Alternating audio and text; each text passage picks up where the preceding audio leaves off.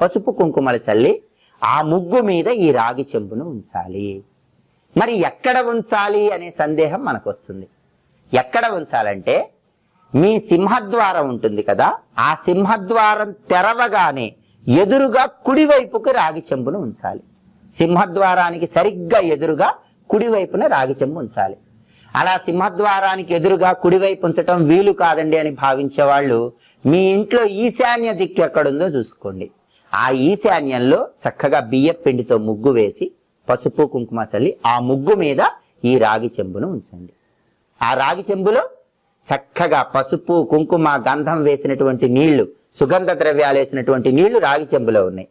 ఆ రాగి చెంబుని మీ ఇంట్లో ఈశాన్యంలో ముగ్గు వేసి ఉంచండి. ఎప్పుడు ఉంచాలి? సోమవారం సాయంకాలం పూట ఉంచాలి. మంగళ బుధవారాలు అలానే ఉంచి మళ్ళీ గురువారం తీయండి. అందులో ఉన్న నీళ్లు చెట్టు